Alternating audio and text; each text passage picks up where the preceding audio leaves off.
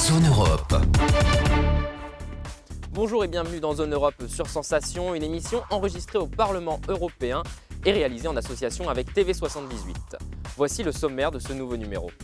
Dans quelques instants, l'eurodéputé Nicolas Bay sera mon invité, l'occasion d'évoquer le bras de fer entre l'Union européenne et la Turquie et la crise migratoire en Europe. Les pères fondateurs de l'Europe, nous vous parlerons de Paul-Henri Spaak, l'un des premiers hommes politiques à avoir eu une vision de coopération européenne. Voyagez dans l'assiette, vous découvrirez un plat typiquement britannique, le fish and chips. Les expressions populaires, pleuvoir en abondance, les Français disent pleuvoir comme vache qui pisse, pour les Grecs, il pleut des pieds de chaise. Que dit-on ailleurs? C'est ce que vous verrez à la fin de cette émission. Mais avant, que fait l'Europe dans notre région? Un exemple tout de suite. Zone Europe, l'Europe dans ma région. Je reçois Myriel Pellevillain, bonjour. Bonjour Julien. Vous êtes gérante de la conserverie Myriam La Normandie de Vascueil dans le département de l'Eure. Vous avez laissé de côté une carrière dans la finance pour vous lancer dans la transformation de légumes en 2019. Comment en êtes-vous arrivé là ? J'ai travaillé, mon dernier poste c'était à la Chambre d'agriculture de la Seine-Maritime, où j'étais chef de service financier. Et j'entendais effectivement parler de la problématique qu'ils ont les agriculteurs, à qui on dit valoriser vos produits. Et j'ai constaté quand même que on transforme beaucoup le lait, on fait des fromages, des glaces, on transforme beaucoup la viande aussi, on fait des rillettes, des saucissons, etc. Et avec les légumes, il n'en avait pas beaucoup de choix, en tout cas pas dans ma région. En tant que maman qui a besoin de donner à manger aux enfants des légumes, mais d'une façon rapide en rentrant le soir et tout ça, voilà, l'idée c'était, je me disais, mais comment ça se fait qu'on n'a pas une conserverie qui va valoriser le local et d'une façon saine, artisanale, etc. Et suite à des réorganisations au sein des chambres d'agriculture, l'idée me trottait dans la tête d'être à mon compte, en tout cas depuis un moment. C'était le moment. Voilà, donc je me suis lancée. Oui, il y avait une vraie problématique, un vrai constat de base, en tout cas de tirer. Et c'est pour ça que vous proposez les premiers tartinables végétaux normands de concept vegan, bio et locaux, en utilisant des produits maraîchers normands avec une inspiration franco-libanaise. La conserverie se développe. Est-ce que vous pouvez nous dire comment ? Donc, au début, je me suis lancée en auto-entreprise, c'est-à-dire parce que pour des raisons personnelles, mais aussi pour des raisons économiques. C'était pour tester le marché, parce que l'idée, moi j'y croyais bien sûr à fond. Je voyais très bien que le besoin aussi il y est, mais j'ai voulu tenter à petite échelle au début. Donc pendant 1 an et demi, j'étais auto-entrepreneur et je louais une cuisine à la journée pour transformer les légumes, pour tester mes recettes, donc comme vous dites, d'inspiration de mes origines libanaises. Et au bout d'1 an et demi où je voyais que ça marche, ça se développe et tout ça, il a fallu que j'investisse et que j'ai mon propre labo pour pouvoir effectivement développer plus ma gamme et voilà, pouvoir être plus autonome. Vous vous attendiez à un tel succès aussi rapide ? Moi personnellement, je croyais à fond. En fait, je voyais pas comment ça ne peut pas marcher. C'est vrai que mon entourage n'y croyait pas trop avec moi. En fait, en tout cas, avec la conjoncture économique, tout ça, tout le monde avait un peu de doute. Et moi, je ne voyais pas comment ça ne peut pas ne pas marcher. Et c'est vrai que tant qu'on n'a pas vendu notre premier pot, on ne sait pas. Et ma première expérience de vente, parce qu'autant au début, je commence par faire des tests pour mes recettes. Je fais goûter mes amis, les amis de mes amis. Bon, tout le monde va vous dire oui, c'est bon. Voilà. Après, on ne sait pas trop. Une fois que un client va passer à la caisse, entre guillemets. Et j'ai eu mon première expérience de vente à la boulangerie de mon quartier, que je me remercie Madame Huguer qui m'avait donné cette chance ce jour-là. Et j'ai vendu 50 pots en 1 heure, quoi. J'étais super contente. En tout cas, j'étais reconfortée comme quoi, effectivement, je me trompe pas. Oui, vous n'êtes pas trompé. Pour donner quelques chiffres, en 2020, le marché du bio totalise un chiffre d'affaires de 11,9 milliards d'euros. C'est une augmentation de plus de 60% en l'espace de 20 ans. Et les achats de produits bio ont eux aussi augmenté de 1,4 milliard d'euros.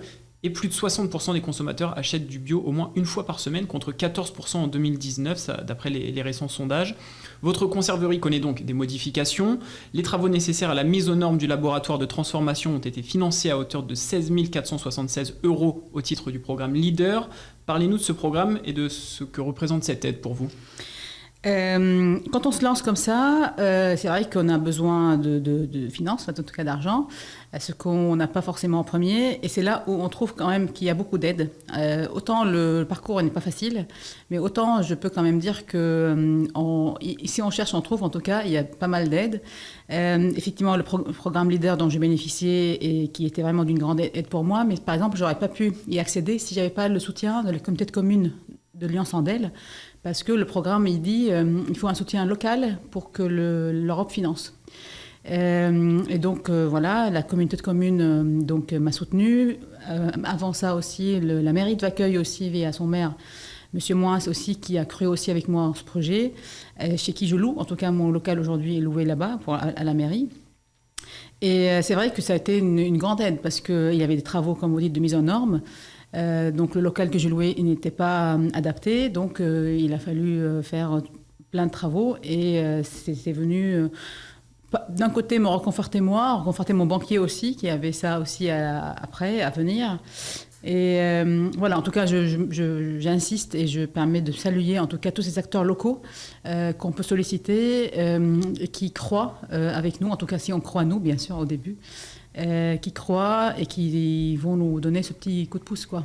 Ces acteurs locaux ont été les premiers maillons en fait de cette aide au final. Voilà, effectivement, parce que le fait déjà que je loue à une mairie, ça m'a donné accès aussi aux élus locaux. En fait, j'ai discuté un peu avec eux et c'est vrai qu'ils étaient enchantés de l'idée et ils voyaient que voilà, ça peut être parce que j'allais acheter de maraîchers locaux, j'allais peut-être embaucher, là je viens d'embaucher une personne localement. Voilà, ça peut être qu'un développement pour le territoire. Le programme Leader, c'est un programme européen qui vise à soutenir les projets pilotes en zone rurale. C'est un axe du FEDER, le Fonds européen agricole du développement de l'espace rural. Il donne au territoire un cadre propice à l'émergence de projets collectifs et de qualité grâce à une méthode ascendante. Ce programme fait intervenir des acteurs d'univers différents dans des domaines variés et sur des territoires aux multiples ressources et pour des secteurs d'activité très diversifiés. Sans cette aide de la région, quelle aurait été la situation pour votre conserverie ? Je veux quand même souligner une chose que j'entends aussi autour de moi. C'est vrai que ces dossiers-là, ils sont là. Heureusement qu'ils sont là. Il faut savoir monter un dossier. Il faut avoir le soutien aussi. Et c'est vrai qu'il y a pas mal de personnes qui sont un peu refroidies par la lourdeur, je veux dire, administrative. Mais de notre côté, je comprends qu'il faut un cadre pour pouvoir financer et tout. Donc voilà, donc je dis à ces personnes-là, n'hésitez pas, en fait, en tout cas... Lancez-vous, même si c'est le dossier, voilà, il faut le monter, il faut... mais parce que c'était, comme je vous ai dit tout à l'heure, c'est une aide financière, en tout cas, qui était très appréciée, très appréciable, et qui est venue un peu... on ne touche pas l'argent tout de suite, mais on sait que cet argent-là, en tout cas, si on a eu l'accord avant d'engager les travaux, on va l'avoir, donc ça va venir. Donc c'est vraiment une aide... utile. Voilà, donc j'insiste sur le fait de dire, pour ceux qui y hésitent, parce que c'est long et c'est parfois un peu, voilà, il faut s'y connaître un peu, même à se faire aider par quelqu'un qui s'y connaît, mais ça vaut le coup. Vous avez été aidé, vous, dans votre démarche ? De par ma formation initiale, qui était dans l'administratif et le financier, c'était facile pour moi de monter le dossier et d'avoir l'accord et tout ça, donc ça, c'était pas. Mais par contre, après, là, parce que c'est récemment que j'ai reçu l'argent, parce que je manquais de temps pour envoyer les justificatifs, il faut des factures acquittées, encore une fois, ce que je comprends tout à fait. C'est vrai que c'est ma collègue qui m'aide dans l'administratif et le financier de mon entreprise qui a monté le dossier, quoi. Donc vous encouragez toutes les personnes à se lancer, toutes les personnes qui peuvent encore hésiter. En tout cas, s'ils cochent les cases, comme moi, j'ai coché les cases de ce que, comme vous dites là, citer les critères pour tout ce qui est développement rural et économique, c'est vrai que, en tout cas, moi j'étais surprise et scotchée quand j'ai su que sur les programmes européens, il y a très très peu, je ne sais pas si dire de bêtises, mais peut-être 3% seulement sont sollicités.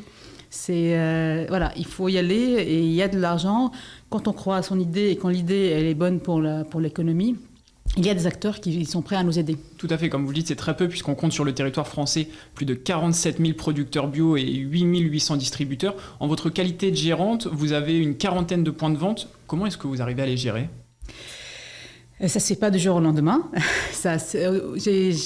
j'ai commencé effectivement à tisser ce réseau quand j'étais encore auto-entreprise. Donc, je suis allée crescendo, je prenais ma voiture et j'allais vraiment rencontrer les personnes, leur faire goûter mes produits et tout. C'est ce que je continue aussi à faire aujourd'hui. Mes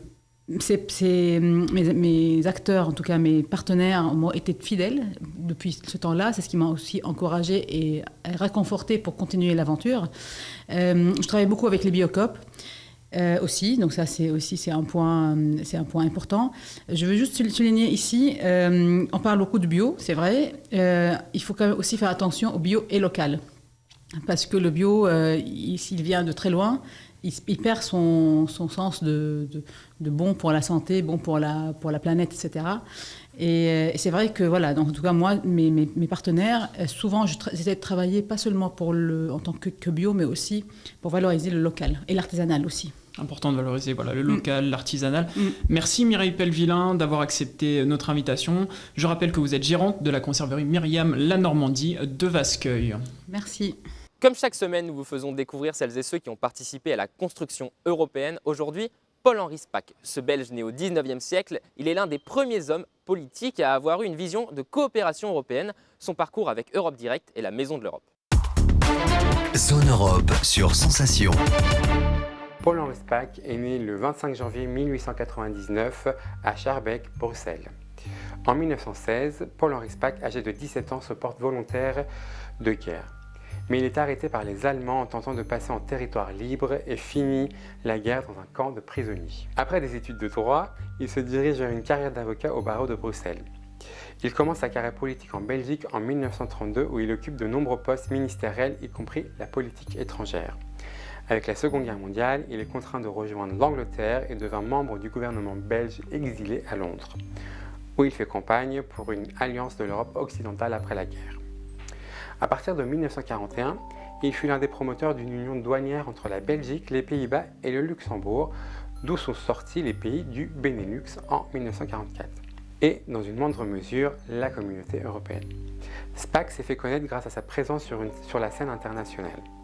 Il a été le premier président de l'Assemblée générale des Nations unies, puis de nouveau ministre et chef du gouvernement belge de 1946 à 1949 et secrétaire général de l'Organisation du traité de l'Atlantique Nord, l'OTAN. Il est à nouveau ministre des Affaires étrangères et rejoint le mouvement européen fondé en 1948 par des pionniers européens tels que Churchill, Adenauer ou Alcide de Gasperi. Le mouvement rassemble des personnalités politiques et penseurs qui veulent construire et préserver l'Europe, ancrer la Belgique dans le camp des grandes puissances occidentales en formant une alliance avec la France, la Grande-Bretagne et en intégrant l'OTAN. Il préside l'Assemblée consultative du Conseil de l'Europe de 1949 à 1951 où il défend le plan Schuman. Il démissionne après que la Grande-Bretagne le refuse. Il continuera de défendre l'approbation de la Communauté européenne de défense à la Chambre des représentants belges. Sa vision de l'Europe est qu'en créant des liens contractuels entre les pays, la paix serait maintenue. Il lutte activement pour la création de la CECA, Communauté européenne du charbon et de l'acier, et d'un marché commun. Il est cependant contre une union politique confédérale à laquelle il préfère une supranationalité des institutions. Paul-Henri Spaak a joué un rôle essentiel dans la négociation du traité de Rome et la fondation de la Communauté économique européenne. En 1965, il s'attache à résoudre la crise ouverte par la décision française de ne plus être membre du Conseil, crise de la chaise vide provoquée par Charles de Gaulle.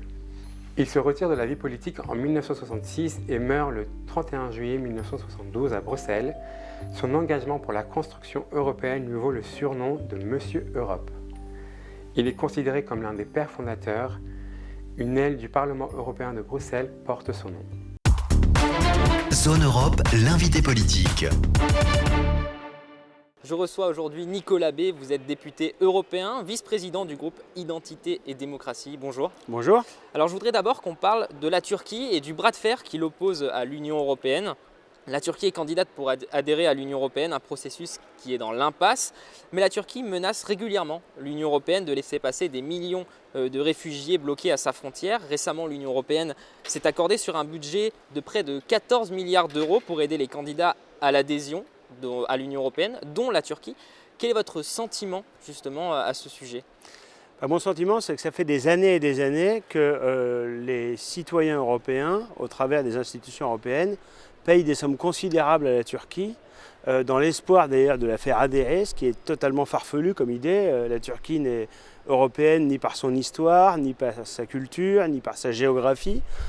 Et par conséquent, bien sûr, nous devons avoir des relations privilégiées avec les pays qui sont immédiatement limitrophes de l'Europe, et la Turquie en fait partie, mais évidemment, elle n'a pas vocation à intégrer l'Union européenne, ou alors ça dénaturerait totalement une Union européenne dont tout le monde voit bien déjà qu'à la fois dans son fonctionnement comme de ses orientations politiques, elle est totalement en panne, et totalement, inadaptée aux enjeux et aux attentes des citoyens.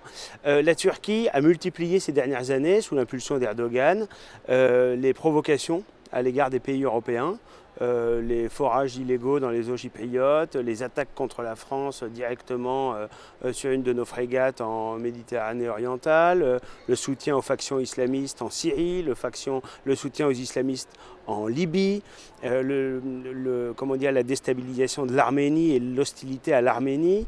Bref, la Turquie se comporte comme un adversaire.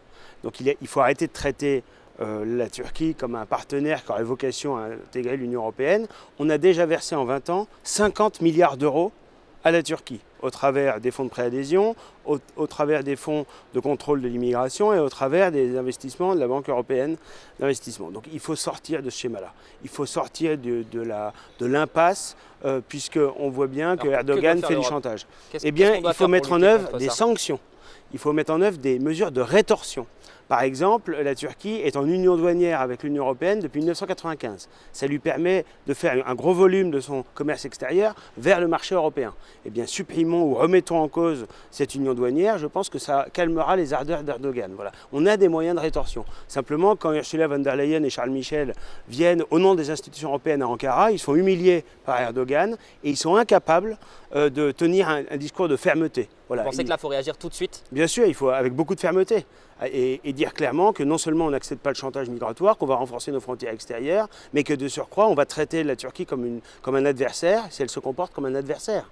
Et qu'on pourrait d'ailleurs commencer par remettre en cause la présence dans l'OTAN de la Turquie, qui pose évidemment un vrai problème, parce que la menace aujourd'hui pour les pays qui composent l'OTAN, c'est évidemment plus le bloc soviétique qui a disparu, ou la Russie qui ne constitue pas une menace. La menace, c'est l'islamisme. Et Erdogan aujourd'hui se comporte souvent comme un allié des islamistes et les soutient directement ou indirectement. Donc sa présence dans l'OTAN pose une véritable question, un véritable problème. Voilà, donc, et puis il faut évidemment multiplier les semonces à l'égard d'Erdogan et brandir les sanctions de manière très claire, ce qu'aujourd'hui les institutions européennes ne font pas. Ils se contentent de larmoyer un peu sur les considérations de politique intérieure turque, sur la manière dont les partis d'opposition sont traités en Turquie. Tout ça n'est sans doute pas faux, mais ce n'est pas notre sujet. Notre sujet, c'est l'intérêt des nations européennes face à la Turquie. La Turquie se comporte comme un adversaire, il n'est pas question de continuer à traiter la Turquie comme un partenaire ou un partenaire potentiel. Alors vous parliez de crise migratoire justement il y a quelques instants. Il y a quelques semaines, 8000 migrants sont arrivés à Ceuta, une enclave espagnole au nord du Maroc. Une majorité de ces migrants a été expulsés au Maroc. Vous avez déclaré que l'Union européenne et le gouvernement socialiste espagnol sont incapables de protéger les frontières extérieures. Mais vous y voyez aussi un chantage migratoire de la part du Maroc. Comment est-ce que vous expliquez que le Maroc rentre aussi dans ce bras de fer ? Oui, c'est assez dommage, mais ce n'est pas étonnant parce qu'en réalité, le Maroc n'a pas accepté, et ça on peut le comprendre, que le gouvernement socialiste espagnol accueille l'une des figures du Front Polisario, qui est une organisation terroriste soutenue par l'Algérie, qui remet en cause l'intégrité territoriale marocaine sur le Sahara occidental. Et donc, évidemment, le fait que l'Espagne accueille une personnalité du Front Polisario a énervé les Marocains. Et comme ils voient l'exemple d'Erdogan qui fait du chantage migratoire et ça marche, eh bien, ils ont essayé d'en faire autant sur cette enclave de Ceuta, qui, il faut bien l'expliquer, est en réalité une enclave espagnole sur le continent africain, c'est-à-dire sur le territoire marocain en quelque sorte, de l'autre côté du détroit de Gibraltar. Donc c'était assez aisé de faire du chantage migratoire et d'envoyer des migrants sur Ceuta, mais là encore, l'Union européenne se révèle totalement défaillante parce qu'il n'y a aucune réaction de fermeté. Il faut être capable de protéger les frontières extérieures et il faut sortir de la logique de la libre circulation totale, qui aboutit non seulement à avoir nos frontières extérieures insuffisamment protégées, mais à avoir Ça, c'est de les surcroît, solutions que vous proposez.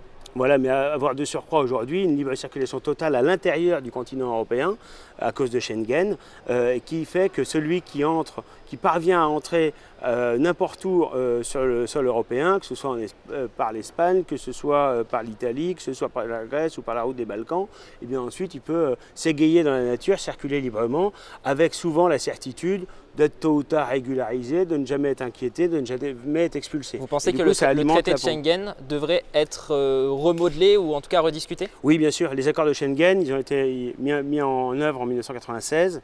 Aujourd'hui, on voit bien que cette libre circulation des hommes, qui est une idée séduisante, eh bien, ça aboutit à la libre circulation des clandestins, à la libre Certains en circulation profitent. parfois des terroristes, à la libre circulation aussi des armes et des trafics divers. Et donc, il faut rétablir des contrôles aux frontières. Ça ne veut pas dire qu'elles sont systématiquement fermées, bien sûr. Il faut permettre le déplacement des gens pour des considérations familiales, professionnelles, touristiques. Mais il faut être capable d'établir des contrôles aux frontières et surtout, par-dessus tout, protéger les frontières extérieures. Alors un mot justement sur les frontières extérieures, on va parler de l'agence européenne Frontex, l'agence garde de frontières et garde-côtes qui a été créée en 2004.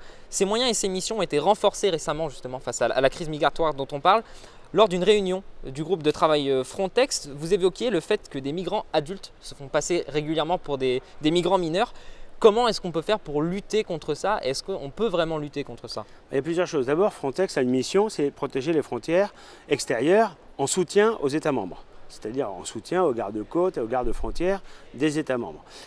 Aujourd'hui, il y a une petite offensive, une petite cabale contre Frontex, parce que Frontex va être doté de plus d'agents pour être plus efficace dans sa mission. Il faut bien dire qu'aujourd'hui, bien souvent malheureusement, Frontex ne fait qu'accompagner des flux migratoires vers le continent européen et sécurise en quelque sorte la traversée de ceux qui pourtant arrivent illégalement sur le sol européen. Donc il faut évidemment sortir de ce modèle. Le directeur actuel de Frontex, qui est un Français, qui s'appelle Fabrice Leggeri, a l'ambition de faire de Frontex un vrai corps de garde-côtes et de garde-frontières européens pour protéger les frontières extérieures. Et là, il fait l'objet d'une offensive de la part des ONG pro-migrants, de la part de la gauche européenne, qui l'accuse de tous les maux simplement parce qu'il veut exercer la mission qui lui a été d'ailleurs dévolue de manière très officielle par le Parlement, par le Conseil et même par la Commission.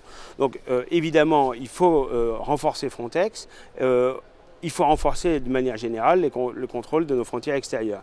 S'agissant des migrants mineurs, on nous parle toujours de mineurs isolés. On sait que beaucoup de ceux qui se prétendent mineurs ne le sont pas. Ils sont souvent majeurs, parfois depuis plusieurs années. Et comment est-ce qu'on peut le savoir? Eh bien, il faut pratiquer des tests osseux ou des tests dentaires. C'est assez aisé. On peut l'imposer, ça? Ça ne pose pas de difficulté, bien sûr. Il faut le prévoir dans la législation. Ça ne pose aucune difficulté. Ça n'est pas attentatoire à la dignité de qui que ce soit. Et ça permettrait justement aussi de protéger ceux qui sont réellement des mineurs. Parce qu'il est évident que quand on a beaucoup de ces mineurs qui en réalité sont des majeurs, ça aboutit en pratique à ce que des vrais mineurs se retrouvent au milieu, dans des centres de rétention, notamment au milieu d'adultes. Donc c'est évidemment aussi dans un but de protection des mineurs. Et puis disons les choses clairement, c'est pas parce que quelqu'un est mineur et qu'il entre sur le sol européen qu'il a vocation à y rester. Il a vocation à ce qu'on applique le regroupement familial. Donc il a vocation à retrouver ses parents pour ne pas séparer une famille et pas séparer les enfants des parents et être renvoyé dans leur pays d'origine ou vers le pays duquel ils arrivent. Très bien. Merci beaucoup Nicolas B d'avoir été mon invité aujourd'hui. Je rappelle que vous êtes député européen et vice-président du groupe Identité et Démocratie. Zone Europe sur Sensation. Une invitation au voyage à présent, un voyage dans l'assiette. Cette semaine, nous vous faisons découvrir le fish and chips, un plat typiquement britannique, la recette avec Quentin du restaurant Poppy's à Rouen en Seine-Maritime. Zone Europe Voyage. Alors bonjour, je m'appelle Quentin. Avec mon associé Léonie, on a fondé Poppy's il y a 4 ans. Donc on propose la recette traditionnelle de fish and chips qui vient tout simplement des migrants portugais et espagnols qui, lorsqu'ils se sont fait chasser de la péninsule, ont en partie migré en Angleterre et ont apporté beaucoup de recettes à base de friture, dont le fish and chips. Donc nous, pour cela, on s'est formé, on allait en Angleterre pour se former, pour vraiment apprendre la recette traditionnelle. Alors bien sûr, pour cuisiner un fish and chips, il faut une bonne pâte. En Angleterre, on dit une batter. Et la batter, elle se compose essentiellement soit de bière, soit d'eau gazeuse, et la farine, qu'on mélange jusqu'à avoir une texture onctueuse. Alors ensuite, il faut du poisson frais, bien évidemment, du citron, des pommes de terre pour faire les frites, et une pincée de sel au-dessus du fish and chips. Et après, les puristes diront qu'il faut prendre du vinaigre de Malte, qui est un vinaigre particulier qui rajoute une saveur vraiment exquise au poisson. Et ensuite, un fish and chips, ça s'accompagne d'une sauce tartare maison bien sûr. Donc pour cela, il faut faire une mayonnaise maison. Et les éléments ensuite pour composer la tartare, il faut des échalotes, il faut des capres, cornichons, persil, ciboulette et estragon. Et là, vous aurez une sauce tartare excellente. Alors, bienvenue en cuisine. Alors, il fait un peu chaud avec les friteuses. Hop. Alors, l'élément de base, bien sûr, c'est de la farine. Et ensuite, de l'eau. Hop. Hop. Alors, je verse l'eau doucement dans le bol. Alors nous on le fait avec le batteur, finalement on peut aussi le faire à la main. Alors je verse tout doucement la farine. Hop. Hop. Et vraiment ouais, la pâte est vraiment très simple à faire, c'est vraiment deux éléments. Soit de la bière et de l'eau, soit de la bière et de la farine, pardon. Ou soit de l'eau pétillante et de la farine.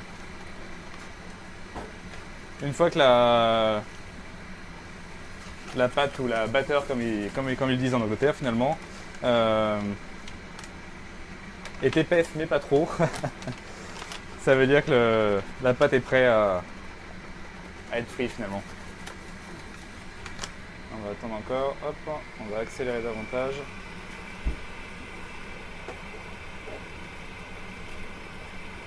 Et là, on est tout bon, il y a la bonne texture, pas trop épaisse, mais suffisamment pour que la batteur adhère au poisson. Donc là, tout simplement, je dispose la pâte ici. Je vérifie que la friteuse est bien à température. Hop. Donc à 180 degrés de préférence. Et là, le poisson il est ici. Donc c'est de l'arrivage de ce matin.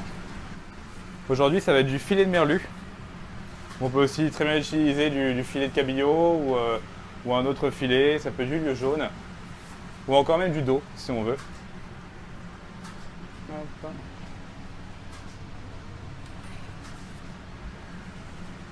Donc l'objectif, c'est de tailler une belle pièce. Nous on fait à peu près des filets de 140 grammes.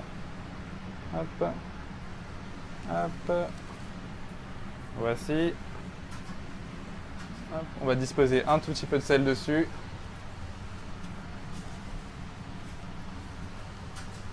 Et c'est tout. L'idée c'est de le badigeonner de farine pour que la pâte adhère au poisson. Hop. Donc voilà, on retourne bien le poisson pour qu'il y en ait partout. On tapote un peu pour pas qu'il y ait un excès de farine. Et tout simplement, on va tremper le poisson dans la pâte, dans la panure. Hop. Voici, on laisse écouler légèrement. Et hop, on peut verser tranquillement dans la friteuse. Et voilà, la magie opère. Donc voilà, l'idée c'est d'attendre 6 minutes. On va pouvoir faire cuire les frites en même temps. Alors voilà, une fois que la panure commence à être dorée, les frites également, on va pouvoir sortir et dresser une assiette. Je dispose du jus de citron. Hop. Tac. Et là, voici un fish and chips à l'anglaise. Hop. Et voilà. Prêt à être dégusté. Alors voilà, le fish and chips c'est en assiette et maintenant vous allez m'accompagner pour faire la tartare. Alors pour faire la tartare, on a besoin des œufs premièrement. Hop. On va les blanchir dans le robot. Hop. Une fois que les œufs sont blanchis, on va pouvoir ajouter le jus de citron.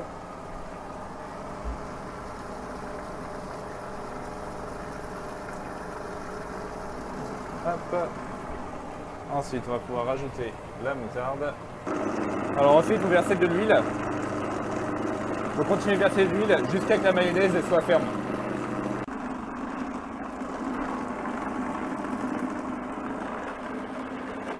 Et voilà, c'est parfait. Hop. Alors du coup, je vais couper un peu de persil. Hop. Donc on peut le hacher grossièrement. Hop. On le met directement sur la mayonnaise. La ciboulette, pareil.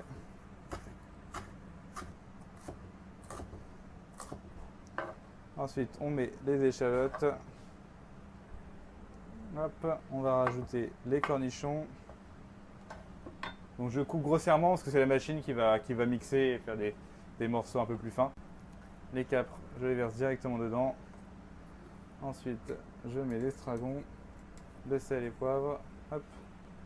On va finir par mélanger le tout. Hop. Une fois que le mélange est homogène, on va pouvoir arrêter la machine. Hop. On va prendre la sauce tartare, qui est la sauce indispensable pour accompagner le fish, comme les frites. Hop, voici. Et c'est prêt à être servi. Bon appétit! Les expressions populaires pleuvoir en abondance, les Français disent pleuvoir comme vache qui pisse. Pour les Grecs, il pleut des pieds de chaise, que dit-on ailleurs? Regardez. Zone Europe, expression d'ici et d'ailleurs. En Allemagne, on dit Es regnet Katzen und Hunde, ce qui signifie il pleut des chats et des chiens. En Italie, on dit piovere a catinelle, cela signifie pleuvoir à cuvette. Au Royaume-Uni, on dit It's raining cats and dogs, ce qui veut dire il pleut des chats et des chiens. Zone Europe, c'est terminé. Merci aux équipes techniques du Parlement européen de Strasbourg. Vous pouvez retrouver cette émission en podcast audio et vidéo sur notre site et notre application Radio Sensation et aussi sur TV78. Rendez-vous la semaine prochaine. Très bonne soirée. Zone Europe sur Sensation.